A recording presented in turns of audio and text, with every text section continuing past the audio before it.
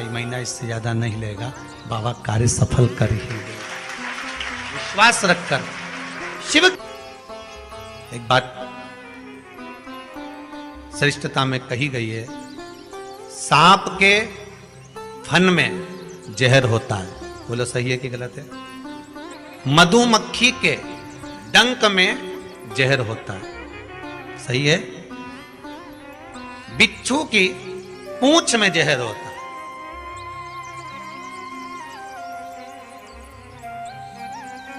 पर मनुष्य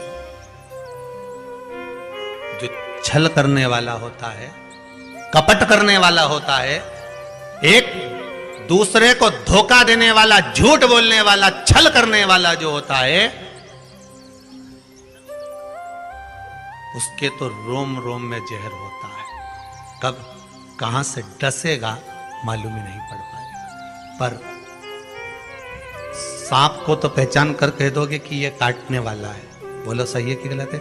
बिच्छू को देखकर डर जाओगे कि ये काटने वाला है।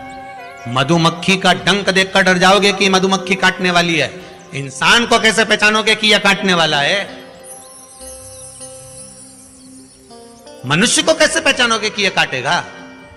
मानव को कैसे पहचानोगे कि ये काटेगा? हो सकता है तुम्हारे नजदीक में रहता हो, तुम्हारे साथ में रहता हो और कई वर्षों तक साथ रह रहा हो, कब काट जाएगा आपको मालूम पड़ेगा? नहीं। सांप को देखकर भर जाएगा कि इस काट सकता है, बिच्छू काट सकता है, सांप, ये मधुमक्खी मुझे डंक मार सकती है, पर मनुष्य को कैसे पहचानोगे? तो शिव महापुराण की कथा एक बात बहुत सुंदर कहती है कि जितने विषैली हैं, मधुमक्खी शंकर जी के पास,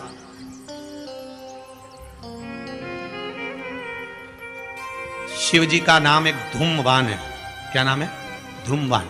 माता पार्वती का नाम एक धूमावती, जिनके पास में मधुमक्खी ढेर, पूरे शरीर के आसपास में मधुमक्खी मधुमक्खी है, धूमावती के। शिव जी के गले में सर्प, वो भी विषैला, कानों में बिच्छू, वो भी विषैला।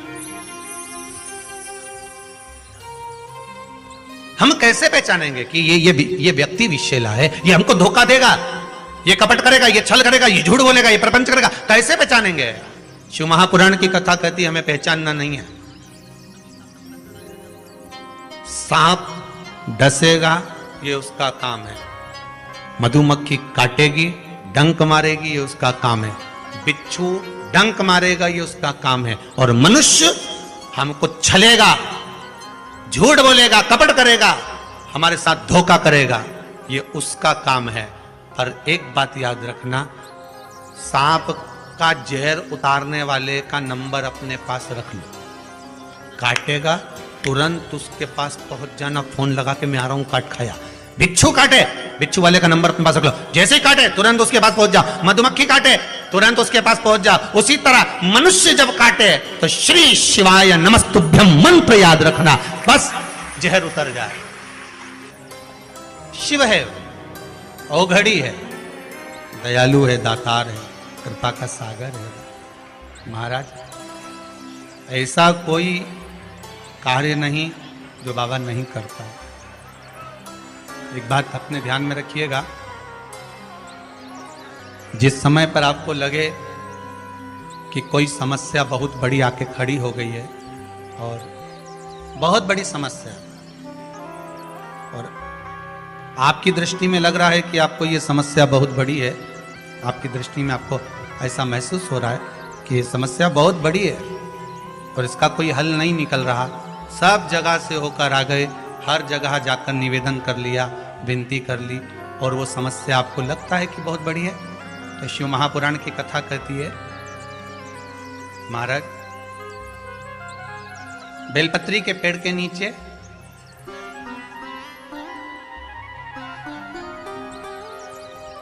एक छोटा सा शिवलिंग का निर्माण करो। काय का निर्माण करना है? शिवलिंग। अब बेलपत्री के पेड़ के नीचे आप अगर सोचो कि भाई मैं ब्राह्मण हूं, सफेद मिट्टी का शिवलिंग बनाना है, क्षत्रिय हूं, लाल मिट्टी का शिवलिंग बनाना है, या वैश्य हूं, पीली मिट्टी का शिवलिंग बनाना है, या शूद्र हूं तो काली मिट्टी का शिवलिंग का निर्माण करना है। शिव महापुराण की कथा कहती है, लिंग पुराण कहती है, नर्मदा पुराण कहती है कि बेलपत्री के पेड़ के नीचे आप जिस शिवलिंग का निर्माण करें उसके लिए आपका वर्ण नहीं देखना, आपको तो बेलपत्री के नीचे की ही मिट्टी ले लेना, फिर वो जिस कलर की।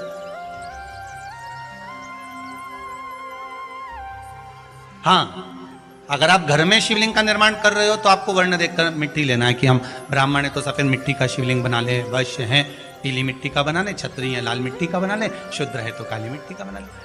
पर अगर कोई समस्या बड़ी विकट है और आपको लगता है कि इसका कोई हल नजर नहीं आ रहा, इसका कोई हल ही नहीं दिख रहा है, और ऐसा लग रहा है कि ये उलझते जा रही है गुत्थी, अब सुलझना नहीं है, अब उलझते गए और लगे कि अब ये सुलझना नहीं है, और अब ये कोई, हमने जितनों को बोला कोई नहीं सुलझा सका, हमने बहुत सोर्स फोर्स सब लगा लिया। तब एक बेलपत्री के पेड़ के नीचे या तो सोमवार को या सोमवार की अष्टमी पड़े उस दिन या फिर प्रदोष के दिन, प्रदोष काल में, प्रदोष काल शिवलिंग का निर्माण करो। और महाराज 5 सफेद फूल, थोड़ी सी काली तिल, एक यज्ञोपवीत, पंचामृत स्नान कराने के बाद बाबा को समर्पित कर कर, बाबा से निवेदन कर कर, घी का दिया लगाकर विनती कर कर, उस शिवलिंग से निवेदन कर कर बाबा को अर्ध परिक्रमा देना है बेलपत्री। कितनी परिक्रमा देना है? आधी परिक्रमा बेलपत्री की। आधी परिक्रमा कैसे? जैसे शिवलिंग का निर्माण आपने यहां करा तो सामने बैठकर अगर आप उठे हो तो आधा बेलपत्र के पीछे जाना और वापस लौट कर आ जाना, पूर्ण परिक्रमा नहीं, अर्ध परिक्रमा कर कर शिवलिंग को नमन कर कर, दीप जब ठंडा हो जाए शिवलिंग को उठाकर निवेदन कर कर विश्राम कर दीजिए। उस कार्य को बोलकर शिवलिंग को जल में विसर्जन करना। कौन सा कार्य? जो सब दूर से आप हार गए और लगा कि अब इसके सिवाय कोई सार तत्व नहीं है, तब करना ये उपाय, तब करना इस उपाय। बाबा से निवेदन कर कर आओ। मुझे विश्वास है ज्यादा से ज्यादा अगर समय मेरे बाबा ने लिया ना तो 2 महीना, 1.5 महीना, 2.5 महीना, इससे ज्यादा नहीं लेगा।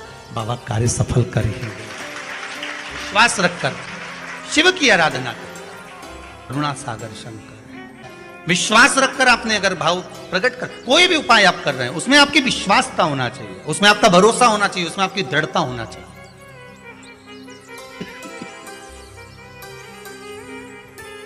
और यदि विश्वास प्रबल है, प्रेम जब अनंत हो गया, रोम रोम संत हो गया। विश्वास जब दृढ़ होता है तब भगवान मिलता जरूर। आपका भरोसा अगर दृढ़ है, शिव महापुराण में वृंदा का चरित्र आता है।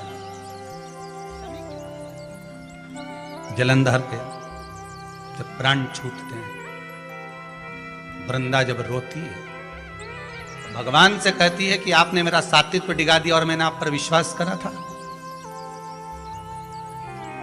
भगवान विष्णु ने कहा था कि वृंदा के पति को मारना है, तो शंकर भगवान कहते हैं शिव महापुराण में, मैं वृंदा के पति को नहीं मार सकता क्योंकि वो सात्वित्ववान है, उसकी सात्वित्वता की प्रखरता है।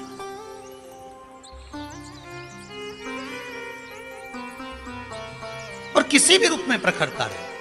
अगर आपकी दृढ़ता, आपका विश्वास अगर प्रबल है तो दुनिया में कौन बाल बक्का करेगा।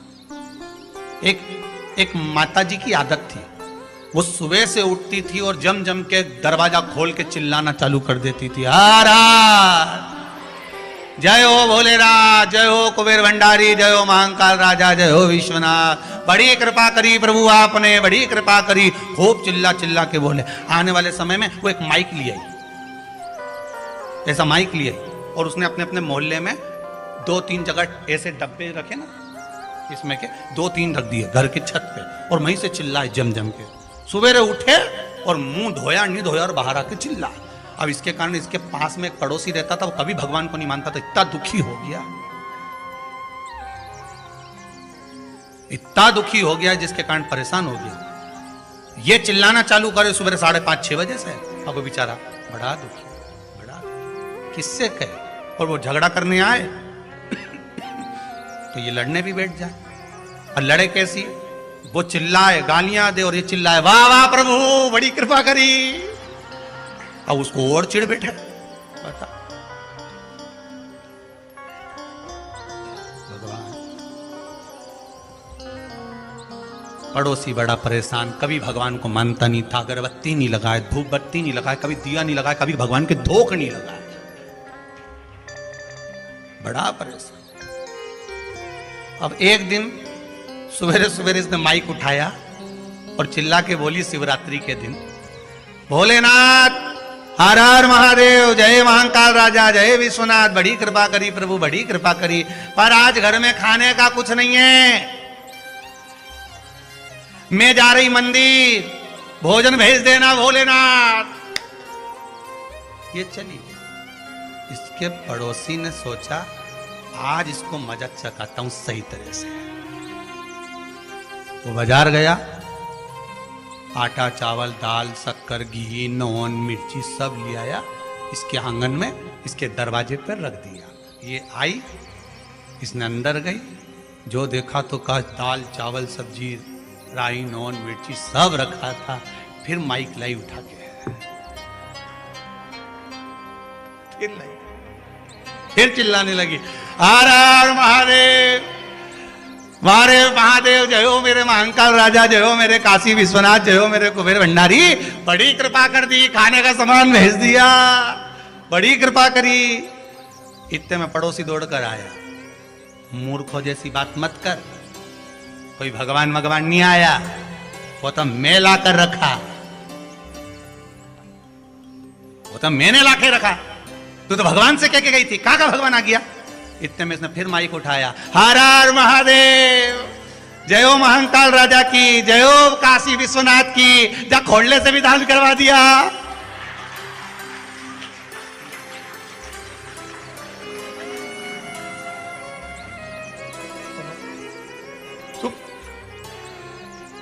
गजब,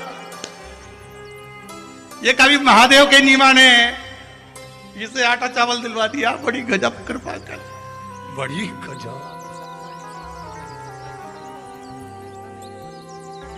उसने कहा तेरा भगवान आया था देने, मैंने रखा, मेरा जय जयकार कर। उसने कहा मैंने तो महादेव से कहा था, महादेव ने तुझे कहा, तूने लाके रखा,